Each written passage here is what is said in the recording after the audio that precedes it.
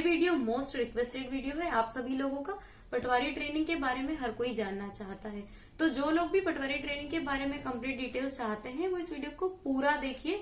दोस्तों, थोड़ा सा मॉर्निंग मोटिवेशन दे देती हूँ मैं तुम्हें कि मैं सरकारी नौकरी में खुद हूँ। मेरे हस्बैंड मेरी सैलरी से दुगनी से भी ज्यादा सैलरी कमाते हैं। बावजूद इसके मैं रात को 2 बजे ये वीडियो रिकॉर्ड कर रही हूँ और कल सुबह मैं इसको 7-8 बजे पब्लिश करूंगी। मतलब अभी 2 बजे के बाद मैं इसको एडिट करने वाली हूँ।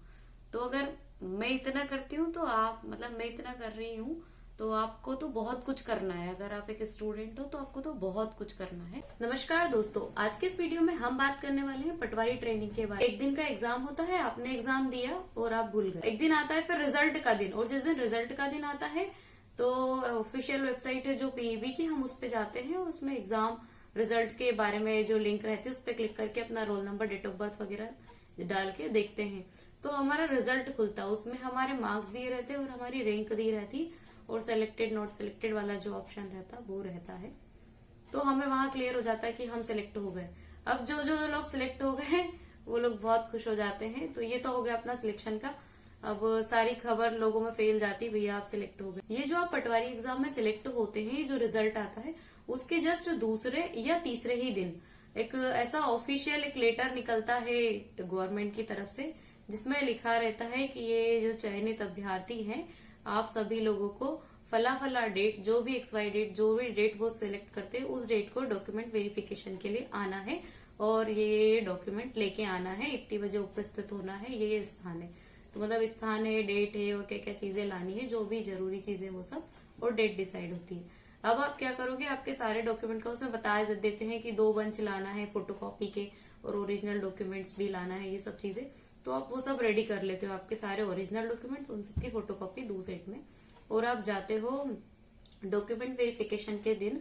जो भी आपका जिले में जहां भी जो जगह दी रहती वहां, हमारे टाइम पे जो पटवारी सिलेक्ट हुए थे उन सभी लोगों का डॉक्यूमेंट वेरिफिकेशन हमारे जिले में था। तो हमें जिले में कॉलेज का एड्रेस दिया गया था कि उस एड्रेस पे आपको आना है और ये टाइम है। तो हम सभी लोग 10 बजे के करीब उस कॉलेज में पहुंच गए और सब एक दूसरे के नए नए चेहरे देख रहे, सारे पटवारी। अब एक दूसरे को देख के पूरा क्लियर हो रहा है कि ये भी पटवारी सिलेक्ट हुए हैं, ये भी पटवारी सिलेक्ट हुए हैं, ये भी पटवारी सिलेक्ट हुए, ये भी पटवारी सिलेक्ट हुए, और इसलिए आए। अब कुछ लोग क्या होते हैं, एक्सट्रोवर्ट होते हैं, तो वो आपस में बात कर लेते हैं, हेलो भाई, हाय भाई, तुम भी यहाँ से वहां से, कब कैसे। कुछ इंट्रोवर्ट होते हैं, एक दूसरे के बस चेहरे देखते रहते हैं, कोई किसी से बात नहीं करता है। तो इस तरह से हमें फिर एक क्लासरूम अलॉट कर दिया कि आप यहाँ बैठिए, हम वहां बैठे। फिर 1 बाय 1 सबके नंबर्स आ रहे थे डॉक्यूमेंट वेरिफिकेशन के लिए, जहाँ वो जो भी अपने ऑफिसर्स होते हैं उनकी ड्यूटी लगती है, वो लोग चेक करते हैं। तो जब अपना नंबर आता है तो हम अपने डॉक्यूमेंट वेरीफाई करवाते हैं, वो चेक कर लेते हैं कि सारे डॉक्यूमेंट है और तुम्हारे पास है, ये तुम ही हो, फोटोज वगैरह ओवरऑल सब। और जब हमारा वहाँ डॉक्यूमेंट वेरिफिकेशन हो जाता है, हमें एक लेटर दिया जाता है। वो ये दिया जाता है कि इनके डॉक्यूमेंट वेरिफिकेशन हो गया है, ये सारे डॉक्यूमेंट सही पाए गए, किसी प्रकार की कोई दिक्कत नहीं है। तो एक तो ये कि डॉक्यूमेंट वेरीफाई हो गया है वो। दूसरा हमें लेटर दिया जाता है कि इनकी ट्रेनिंग इतनी इतनी तारीख से है। तो जिस तरह डॉक्यूमेंट वेरिफिकेशन की डेट दी जाती उसी प्रकार हमें ज्वाइनिंग के लिए डेट दी जाती है कि आपका 6 अगस्त से ज्वाइनिंग है और आपको इस स्कूल में इतनी बजे या इस प्रशिक्षण शाला केंद्र में या जहां भी इतनी बजे आपको आना है। तो वो सब चीज दिया जाता है। और तीसरा लेटर दिया जाता है हमें ज्वाइनिंग के लिए कि अब आप मतलब सेलेक्ट तो हो गए हैं, आपका वेरिफिकेशन भी हो गया, अब आप फला फला तहसील में ज्वाइन कर लीजिए जहां से आपकी सैलरी निकलेगी। मेन चीज यही है कि भाई पैसा कब से मिलेगा, कहाँ से मिलेगा, कैसे मिलेगा। सबसे मेन दिक्कत तो, सबसे मेन जो क्वेश्चन है वो इंसान का यही रहता है। तो आपको ज्वाइनिंग लेटर, ट्रेनिंग लेटर और डॉक्यूमेंट वेरिफिकेशन हो चुका है उसका लेटर, 3 लेटर हमें मिलते हैं। और वो मिलके तो ट्रेनिंग, जो डॉक्यूमेंट वेरिफिकेशन वाले दिन बहुत सारे लोगों के हमारे नंबर एक्सचेंज हो जाते हैं और कुछ लोगों के फ्रेंड्स बन जाते हैं। कुछ लोग इंट्रोवर्ट रहते तो नहीं भी बनते, बट ज्यादातर लोगों के नंबर एक्सचेंज हो ही जाते हैं, ताकि हम एक दूसरे से कॉल करके पता कर ले कि हाँ भाई चले, आज ठीक है, ये है, वो है। तो ये डॉक्यूमेंट वेरिफिकेशन की मैंने प्रोसेस। ये जो डॉक्यूमेंट वेरिफिकेशन और ज्वाइनिंग के पहले वाला टाइम रहता है, कुछ दिन का गैप रहता है, 10-15 दिन। इन 10-15 दिनों में आप जितने लोगों से मिलोगे हर कोई आपको बहुत बहुत बधाइयां देगा। फिर बधाइयों के साथ में ये पूछेगा कि ज्वाइनिंग कब से है, ट्रेनिंग कब से है, तो कहाँ पे पोस्टेड हुए हो, सैलरी कितनी है, कब मिलेगी, मिठाई खिला दो।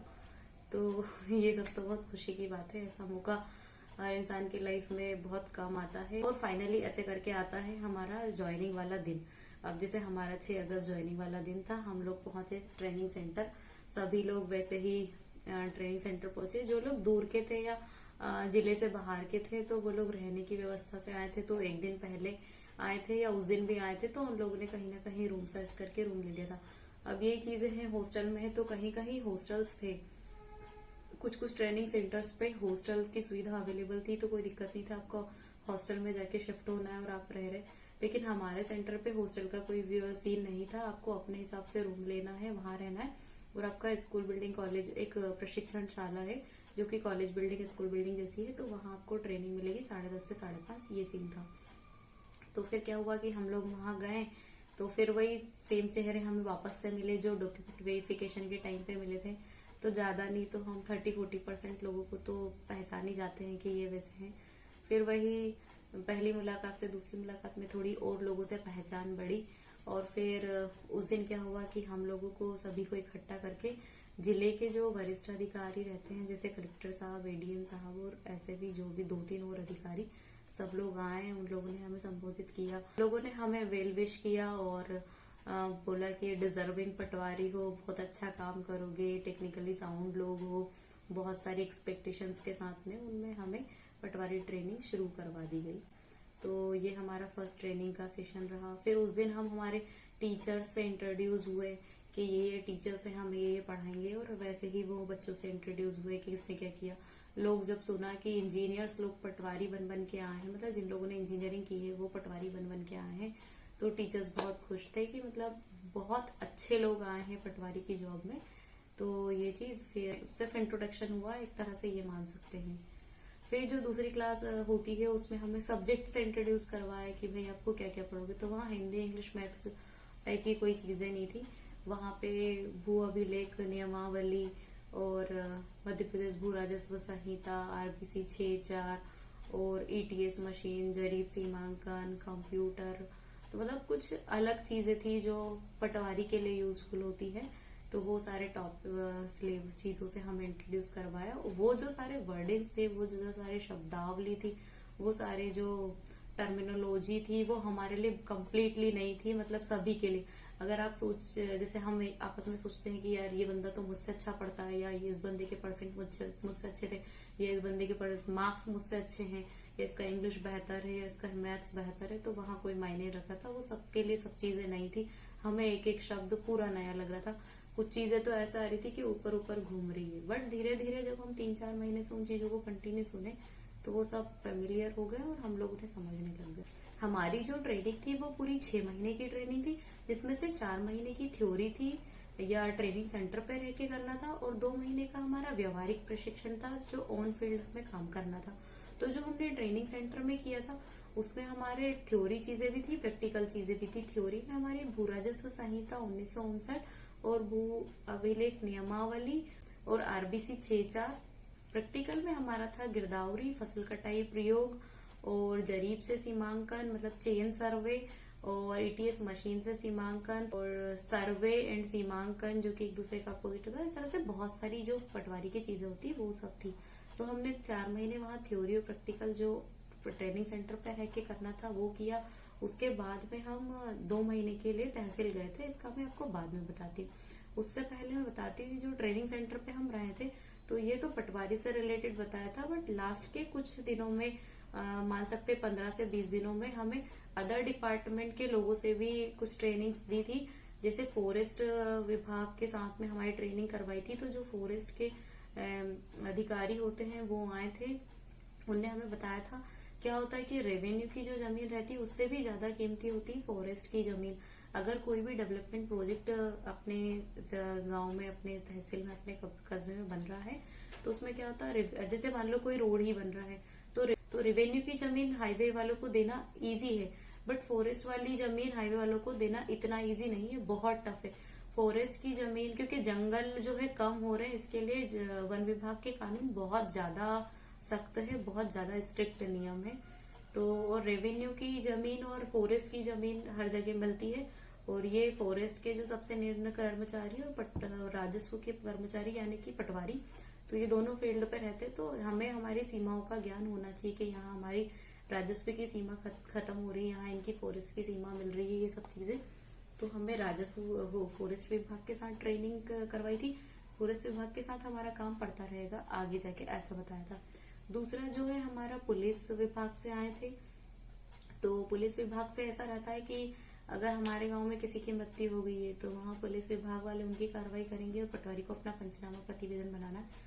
तो और कोई सभा है, समारोह है, कोई जुलूस निकलता है तो पटवारी राजस्व विभाग और पुलिस विभाग का काम भी पड़ता है। तो पुलिस विभाग से हमारा काम पड़ता है। तीसरा जो है हमारा माइनिंग ऑफिसर यानी कि उत्खनन विभाग से। तो जैसे हमारे यहाँ रेत की खदान है या मिट्टी है या कहीं कहीं अच्छे अच्छे जो धातु वातु वगैरह भी निकलती है, जैसे पन्ना में हीरा वगैरह, ये तो उत्खनन विभाग के अधिकारियों से भी, क्योंकि अगर आपके एरिया में कोई उत्खनन हो रहा है तो ये आपको पता होना चाहिए कि वो हो रहा है, उसकी परमिशन है कि नहीं, और परमिशन कौन देगा? माइनिंग ऑफिसर्स देंगे। तो उनसे कनेक्शन होता है। और चौथा जो है रजिस्ट्रार से, रजिस्ट्री डिपार्टमेंट जो रहता है रजिस्ट्रार ऑफिस से, कि अगर आप कोई भी नामांतरण कर रहे हो तो आप किस बेस पे कर रहे हो, उसकी रजिस्ट्री फेक है या फेक नहीं है, ये सब चीजें।